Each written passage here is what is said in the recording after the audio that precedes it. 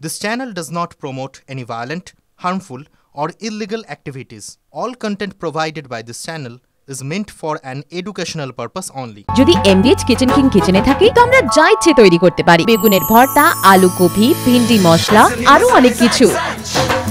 MBH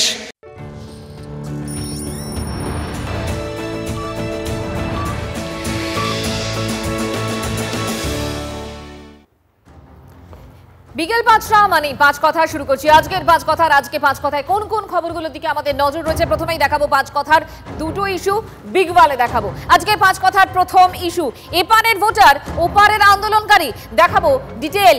issue ২ ভুয়ো নথির আতুর ঘরের হদিশ পেয়েছি আমরা, দেখাবো আপনাদের পাঁচ কথায়।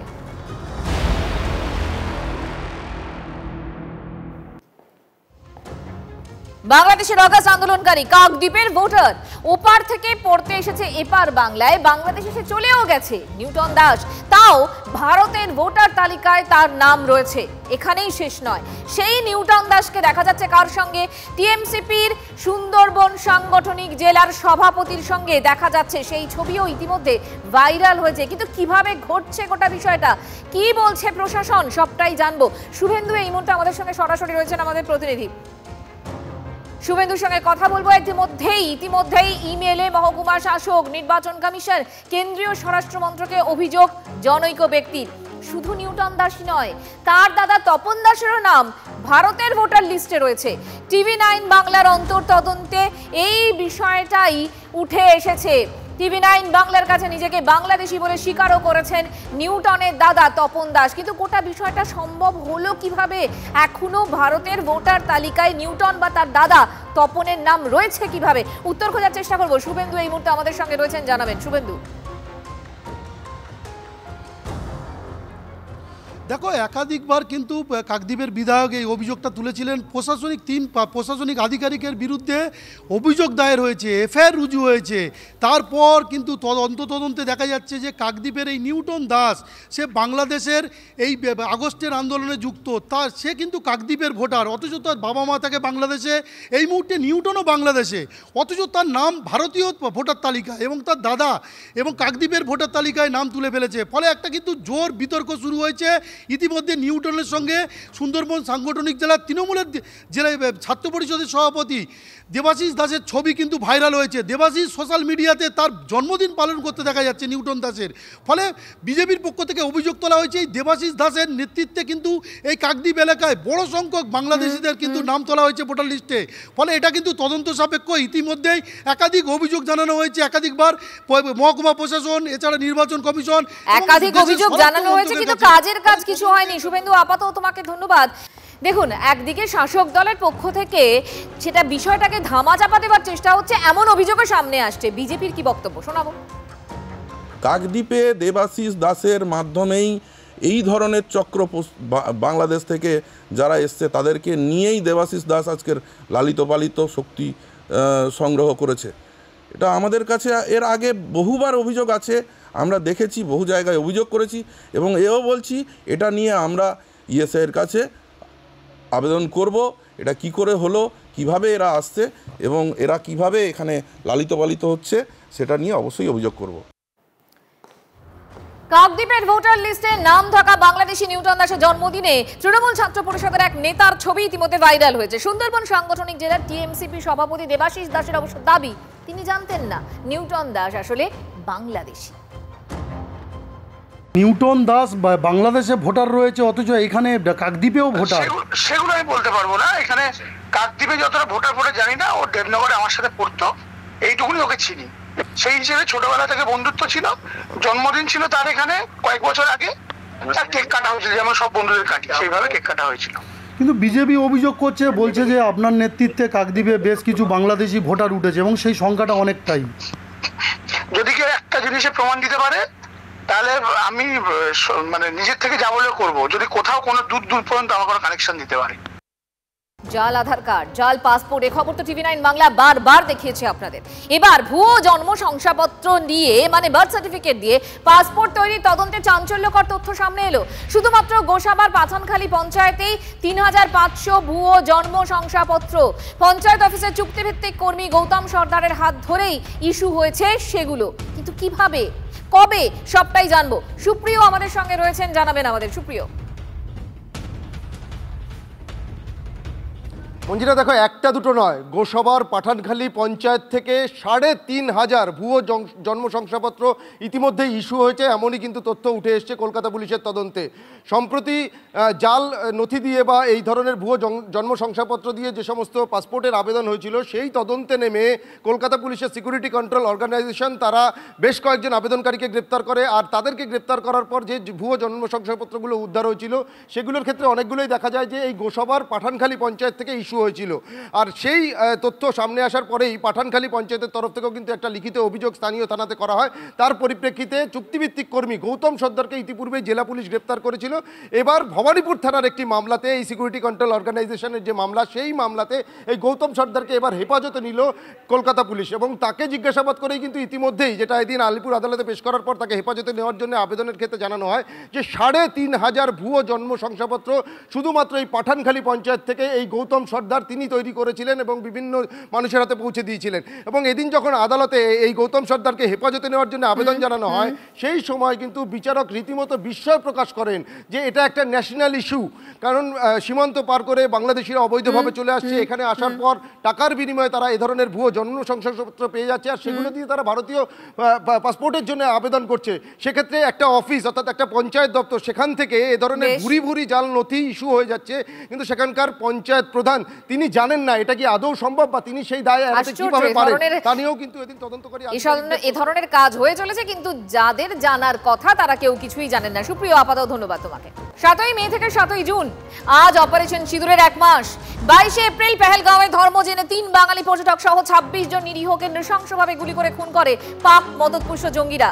জবাবে গত 7ই মে পাকিস্তানের মাটিতে প্রত্যাঘাত করে ভারতীয় সেনা। মুরিদকে, ভাওয়ালপুরে, মুজফ্ফরবাদ, কোটলি, ভীমবের থেকে শিয়ালকোট ভারতের প্রত্যাঘাতে খতম একের পর এক প্রায় শতাধিক পাক জঙ্গি ঘাঁটি। পাকিস্তানের মুজফ্ফরাবাদে লস্করের প্রশিক্ষণ শিবির গুড়িয়ে দেন ভারতীয় জওয়ানেরা। মুজফ্ফরাবাদে সৈয়দানা বিলাল ক্যাম্প ছিল জৈশ জঙ্গিদের মুক্তাঞ্চল, সেখানেও নিখুঁত টার্গেট করা হয়। ভীমবেরে অস্ত্র আইডি জঙ্গল যুদ্ধের প্রশিক্ষণ শিবিরও ধ্বংস করেন ভারতের বীর জওয়ানেরা। পাকিস্তানের ভিতরে 100 কিলোমিটার ভিতরে নিখুঁত টার্গেটে গুড়িয়ে যায় একের পর এক পাক জঙ্গি শিবির।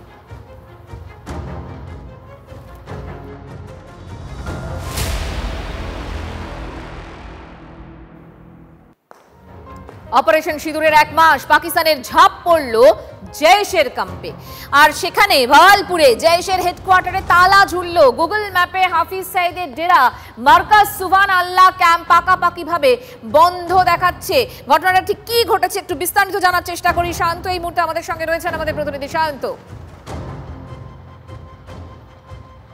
দেখো, পেহেলগাঁওর ঘটনার পর অপারেশন সিঁদুর আর ভারতের সেই প্রত্যাঘাতে 10 থেকে 11টি জঙ্গিদের ঘাঁটি সম্পূর্ণ তছনছ হয়ে গিয়েছিল, বলা চলে সম্পূর্ণ ধ্বংস হয়ে গিয়েছিল।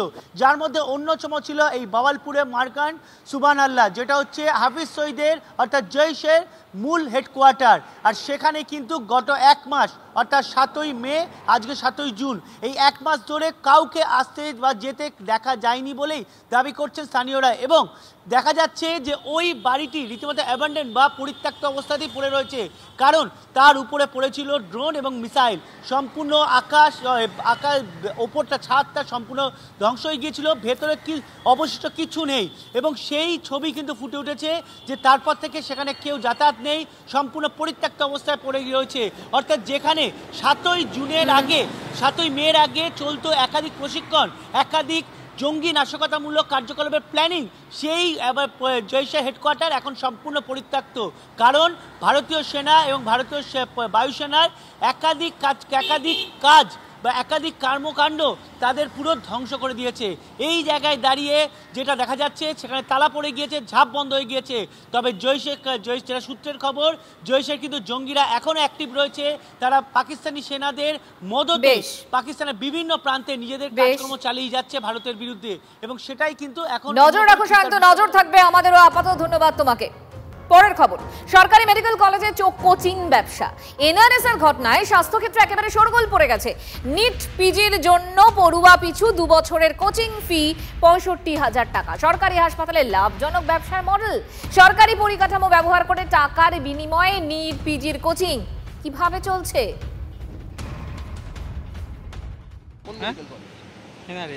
এনআরএস এর তো কিসের ক্লাস হচ্ছিল এখানে? Coaching doctor Bhatia? হ্যাঁ হ্যাঁ। তো সরকারি অডিটোরিয়াম তো, এটা তো মাইক্রোবায়োলজির অডিটোরিয়াম, সেখানেই ক্লাস হচ্ছিল। এখন তোমরা বেরিয়ে এলে? ব্রেক ছিল, তাই ব্রেক ছিল, সেই জন্য বেরিয়ে এসেছি। কতদিন ধরে চলছে এই ক্লাস? 2 সপ্তাহ। আমরা 2 সপ্তাহ জয়েন করেছি। তোমরা এখানে কোচিং ক্লাস করছো? হ্যাঁ। কতদিন ধরে হচ্ছে এটা? চলছে আমি কয়েক সপ্তাহ আসছি। তোমার কি এনআরএস মেডিকেল কলেজ? না না, তাহলে ডায়মন্ড হারবার মেডিকেল কলেজ থেকে এসেছো। আর কোন কোন মেডিকেল কলেজ থেকে এসেছো তোমরা? তোমরা কোন medical college? Bardhaman medical college. Bardhaman medical college. তুমি? Bardhaman medical college. এখানে কেন এসেছো? এইখানে ক্লাস আছে আমাদের। কিসের ক্লাস এটা? NEET coaching. হ্যাঁ। বর্ধমান থেকে এখানে এসেছো, এখন থাকবে কোথায়? হোস্টেলে? এখন আমরা পিজি ভাড়া নিয়েছি। আচ্ছা, কোচিং এর জন্য? কোচিং এর জন্য। কত টাকা এটা বছরে কোর্স ফি? কোর্স ফি বছরে 60,000। কোচিং হচ্ছে কম্পিটিটিভ এক্সামের জন্য, নিট পিজির জন্য।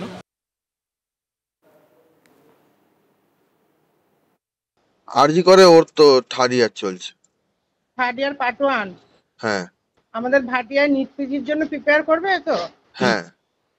নিট পিজির প্রিপেয়ারের জন্য ভাটিয়াতে আমাদের ওদের 2 ইয়ার্স প্রোগ্রাম আছে। কোথায় হচ্ছে? ওটা হচ্ছে এনআরএস মেডিকেল কলেজে। এনআরএস এই হচ্ছে, আগে তো আরজি করে হচ্ছিল, তো এবছর আবার এনআরএস হয়, কোনো সময় আবার বাইরেও হয়। এনআরএস এ হচ্ছে, এনআরএস এর অডিটোরিয়ামে হচ্ছে, কর্তৃপক্ষ অসুবিধা করবে না তো কোনো? ওইগুলো তো ওরা বুঝবে, আমাদের কি, আমাদের তো যা করণীয় আমরা করেছি, এবার ওরা বুঝবে। ওদের কারা বুঝবে? ওদের যা আছে ম্যানেজমেন্টে, ওই স্টুডেন্ট কাউন্সিলিং এর সঙ্গে কথা বলা হচ্ছে, ওরাই দেখছে। আজকে ক্লাস হচ্ছে? মানে কোন অডিটোরিয়াম? ওটা ওই তো ওই মাইক্রোবায়োলজি বিল্ডিং এর উপরে। নিট পিজির জন্য কি রকম কি কোর্স ফি? ওটা স্যার আমাদের এখন ওই 70,000 ছিল, ডিসকাউন্টেড 65,000। সরকারি মেডিকেল কলেজে কোচিং এর অনুমতি কিভাবে? টিভি9 এর প্রশ্নের উত্তরে কোচিং এজেন্টের প্রতিক্রিয়া শুনলেন তো। কর্তৃপক্ষের অনুমতির ব্যবস্থা করেছে স্টুডেন্টস কাউন্সিল। কিসের বিনিময়ে কোচিং সেন্টারকে অনুমতি আদায় সাহায্য স্টুডেন্টস কাউন্সিলের, এ কথা আপনাদের তো জানালাম। সরকারি মেডিকেল কলেজে আরো শোনাবো আপনাদের। এটা আমি এরম সে তো কখনো ঠিক হয়? সেটা নিশ্চয়ই এটার এথিক্যাল ইস্যুস আছে, লিগাল ইস্যু। আমরা যেটা ফান্ড পাই, যা পাই, সেটা আমরা কখনোই আমরা প্রফিটেবল না, যেটা আমাদের ওটার উপর আমরা নির্ভরশীল। মাইক্রোবায়োলজি ডিপার্টমেন্টকে মাইক্রোস্কোপ দিয়েছি, একটা ডিজিটাল মাইক্রোস্কোপ যেটা হয় প্রতিটা স্টুডেন্টকে, মানে 194 স্টুডেন্টকে আমরা স্টেথোস্কোপ দিয়েছি। এনএমসি বা আরজি করে ডাইরেক্ট স্টুডেন্ট ইউনিয়ন যারা ছিল তারা পারমিশন দিতে, কোনো without authority permission.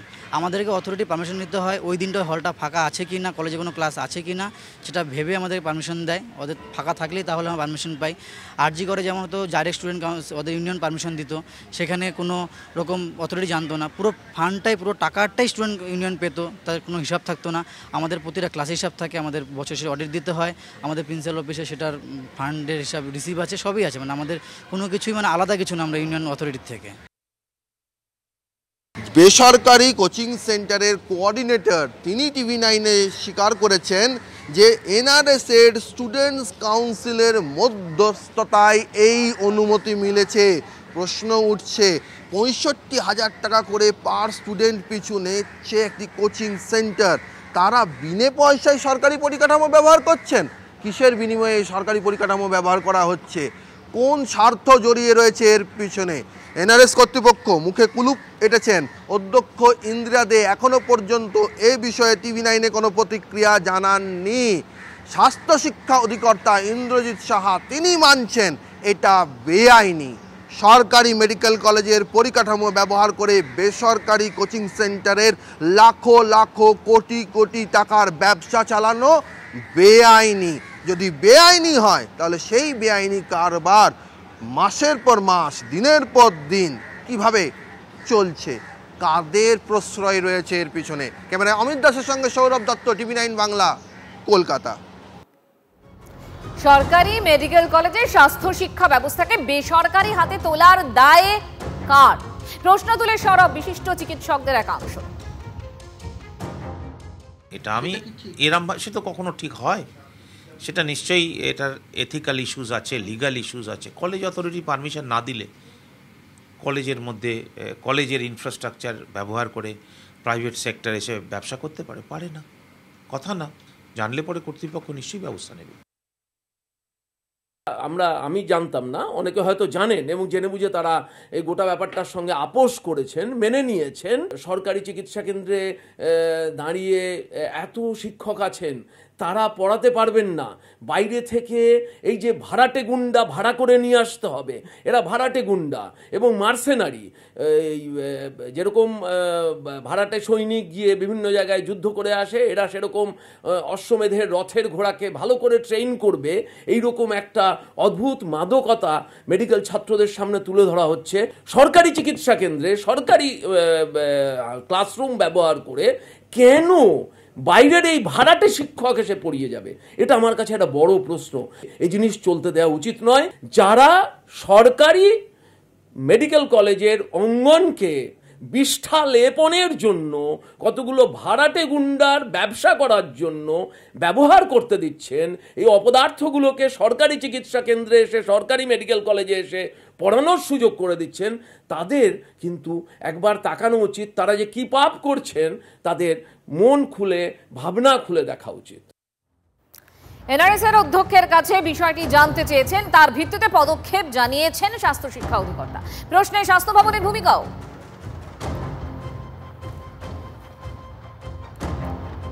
Indrajit Saha, স্বাস্থ্য শিক্ষা অধিকর্তা, তার বক্তব্য এই মুহূর্তে আপনাদেরকে দেখাচ্ছি আমরা।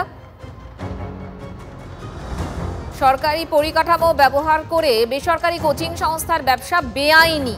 অধ্যক্ষের প্রতিক্রিয়ার ভিত্তিতেই পরবর্তী পদক্ষেপ করব বলে জানাচ্ছেন স্বাস্থ্য শিক্ষা অধিকর্তা ইন্দ্রজিৎ সাহা। সত্যি পদক্ষেপ হবে তো? নজর থাকবে আমাদের।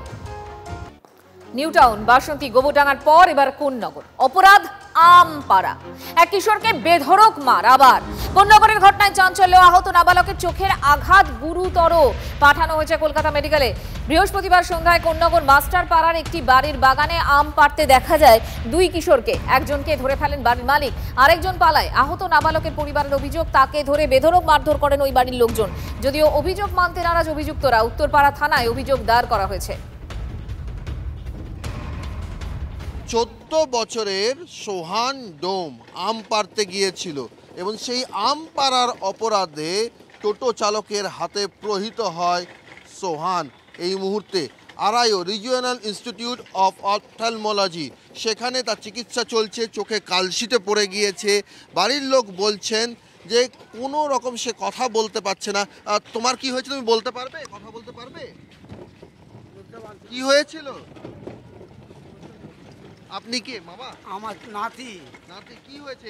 দুটো আম পাড়তে গেছিল, গাছে উঠেছিল, একটা ছেলেটা পালিয়ে গেছে, ওকে ও আর একে ধরা পড়েছে, আমকে একে বেধড়ক মেরেছে। কে? একটা টোটো ওইখানে রাখে একটা লোক, ওই টোটো মানে ওইখানেই থাকে, ওই মেরেছে। সেটা চিনতে পারছি না তো। পুলিশ আমাদের থেকে প্রুফ চাইছে, আমাদেরকে বলছে তোমরা খুঁজে নিয়ে তো। আমরা কোথা থেকে খুঁজে নিয়ে আসবো? আমরা আনবো তো কোথা থেকে? আমরা আমাদের বাচ্চাদের পেছনে পড়ে আছি। শাস্তি চাই, শাস্তি চাই, যেমনি আমার ভালো হয়ে যায়। ধৌড়া পড়ো, তাকে খুঁজে নিয়ে আসো, ওকে যে বি মেরেছে আমার ছেলেকে ও শাস্তি চাই। ও কষ্ট পাচ্ছে, 14 বড় বাচ্চা কষ্ট পাচ্ছে না, ও চোখ খুলতে পারছে না। বললো ডাক্তাররা? ডাক্তার বলছে এই অবস্থা খারাপ আছে চোখের, এটা পুরো ভেঙে দিয়েছে, এখানে রক্ত জমে গেছে।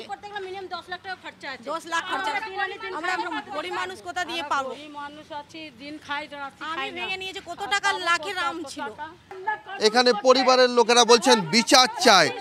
সামান্য আম পাড়ার ঘটনাকে কেন্দ্র করে কেন এইভাবে মারধর করা হবে? একদম ব্রিজ কি দেখছে, কি বিচার করছে, এটা দেখবে।